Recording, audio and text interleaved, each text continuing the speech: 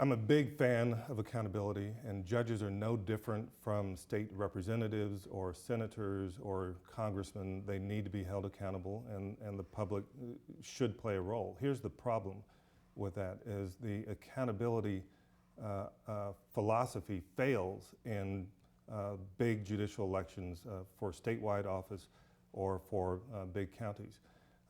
This is what a voter sees when they walk into a voting booth, say in Harris County in Houston. They'll walk in and there will be 50 judges, judicial races that they have to vote in. So they're turning page after page. It's Smith versus Jones in the 131st District Court and Johnson versus, Gutierrez in the 231st. And so they just see names on the ballot. And they have really no way to understand whether the individuals in that race are qualified to serve. So what do? Increasingly what they do is vote by party. They'll either vote for all Republicans or all Democrats in a straight ticket vote, which is a horrible thing for judicial races because party affiliation doesn't say anything about whether you're qualified to be a judge. And if they don't base it on party affiliation, well, they base it on the sound of the name.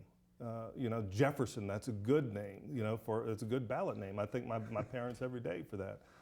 But if you have an ethnic sounding name or one that's hard to pronounce, most voters won't vote for that candidate. They'll vote for colors are good, brown, a green, a white. Solid, Johnson, those votes, they'll get those votes, and they won't vote for the other candidate who, again, may be much better qualified.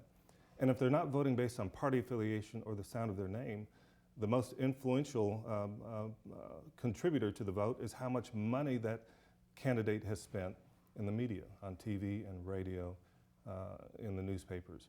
And I'm here to tell you, that it's a marketing thing. When I did an ad, I wanted to look good, to be appealing, to have people want to vote for me because I'm a nice guy. Again, that says nothing about my qualifications as a judge. So the most important features in a judicial race are your party affiliation, the sound of your name, and how much money you've raised. That says nothing about whether you are an independent judge, whether you are smart, whether you work hard, whether you have good ethics. And so voters are voting based on factors that are incompatible or at least irrelevant to your merit.